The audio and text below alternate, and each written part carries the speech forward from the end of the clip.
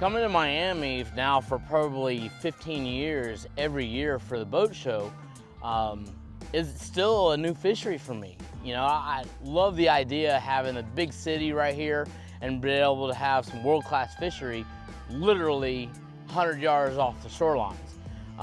And you know, really, it's a mecca for tarpon, which by all accounts is one of my favorite species. So there was a great opportunity to come down for this boat show, and I worked really hard to see if I can find that opportunity to get out and catch a few tarpon. And Nestor had the window open, and we had to pull it off. Let me just tell you, it's probably no secret that tarpon is probably one of my favorite species, and I spend the majority of my season, like you do, chasing them. Yeah.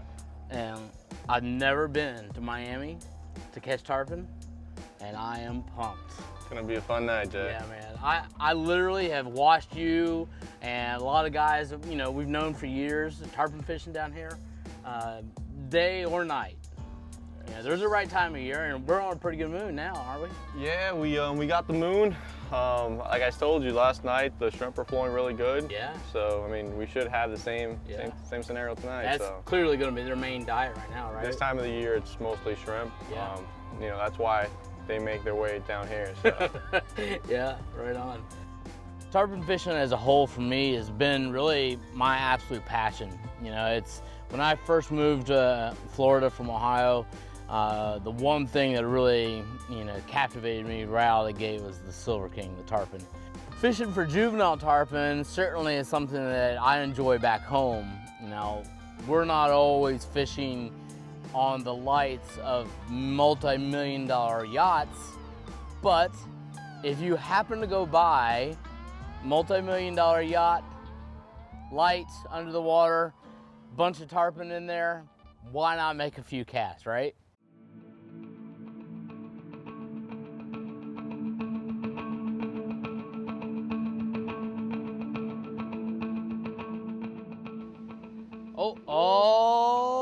Oh, come on now.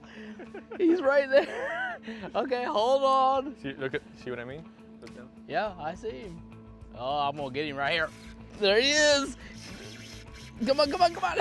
Get out there. Oh, don't jump over the rope.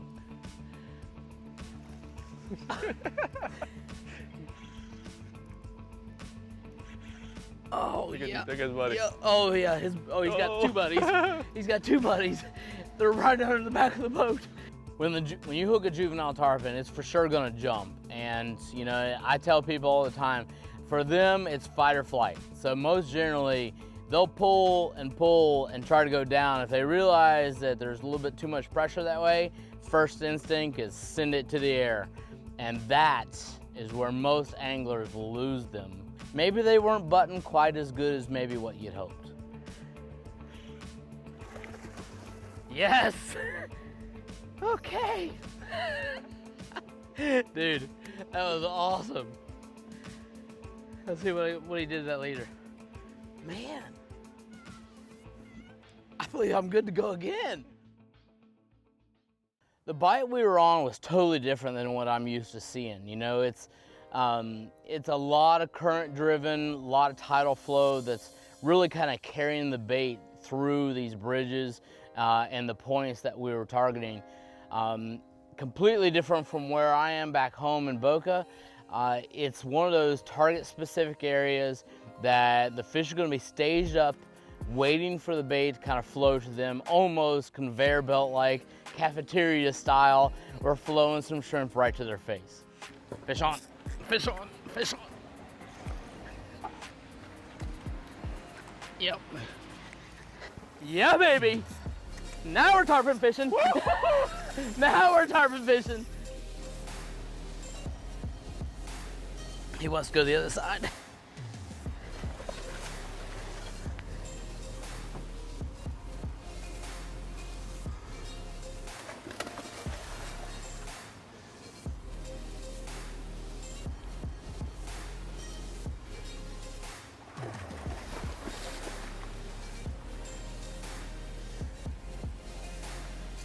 Uh-huh.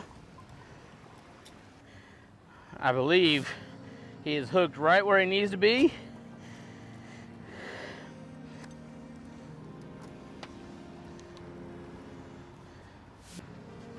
Want me to hold it? Your call. I can hold it. I grab him. Yes, sir. Let me know when you're ready, and I'll take off a little pressure. I don't think he's ready yet.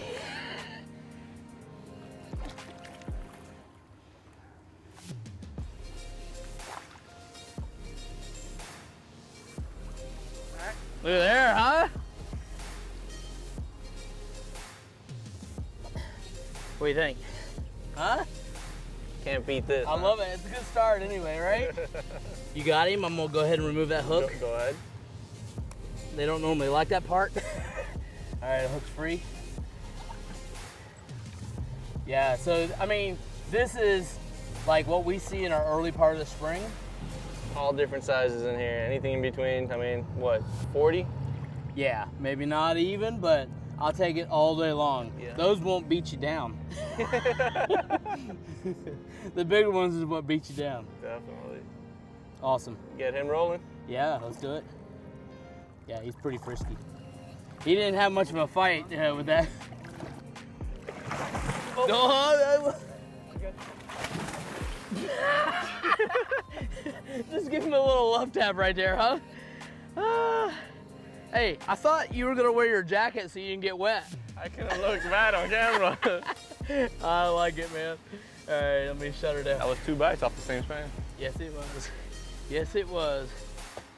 Fishing in Miami for me is a little bit like fishing the concrete jungle. You know, you literally look over and, you know, at night you got this beautiful skyline with all the lights, and, you know, back home I don't have any of that. I got mangroves and, you know, small little towns. So it's a totally different look. And to know you can be completely bowed up on a tarpon and look over and see the skyline of Miami is still today a little mind-boggling. Oh, you're on.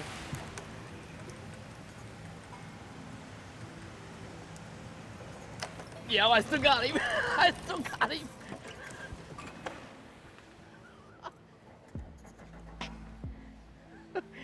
Did you see it? I felt a think and he come flying out of the water over there. Okay, he's right here. He's right. I told you he was right there.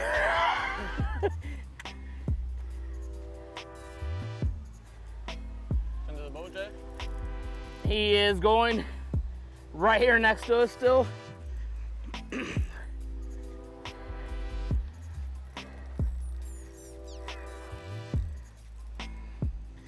Right by the trolling motor. We're still good. We're good.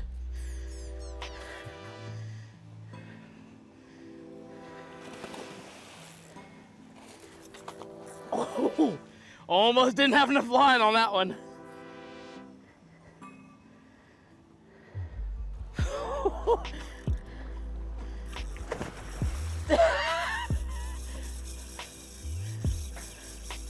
Going the wrong way, Jay. He's going the wrong way. What'd you do, Nestor?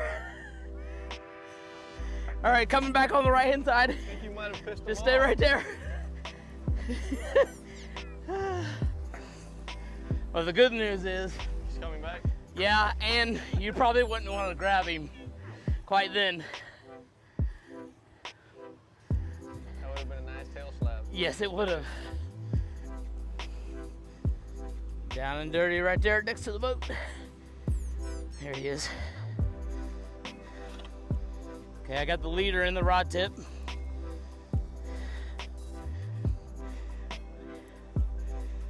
There she is. Nice. Try to keep her head up.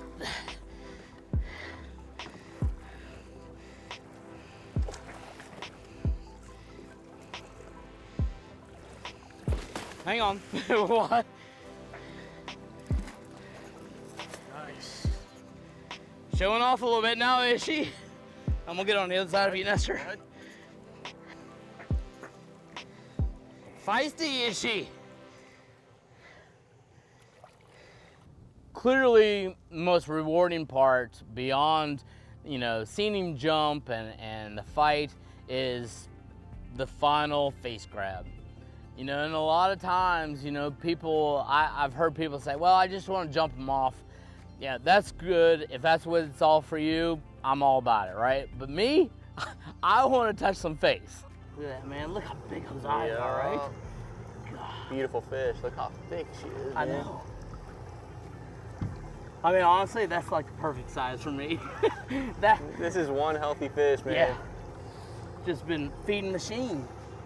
You know, there's a lot of lactic acid in there as they fight and all that builds up in them. So it's good to get them in the current. You'll see their activity level change when their back's up, you know, horizontal.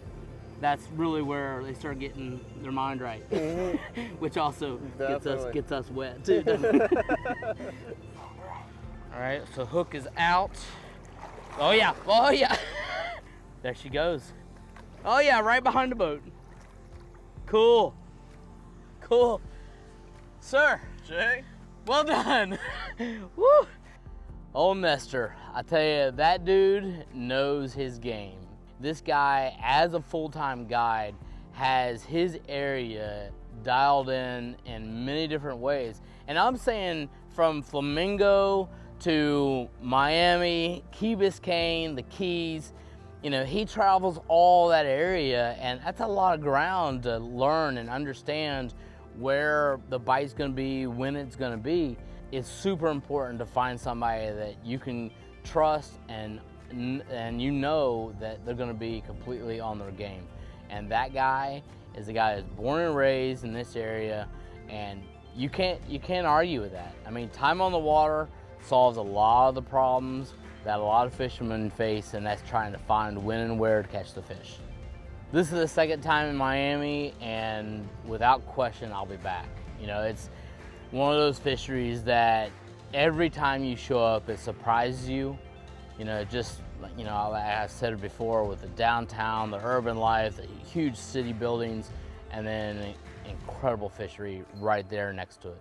I haven't even ventured much out, you know, past a mile or two from the shorelines, so I can only imagine what the Atlantic has to offer, and I'm ready to come back.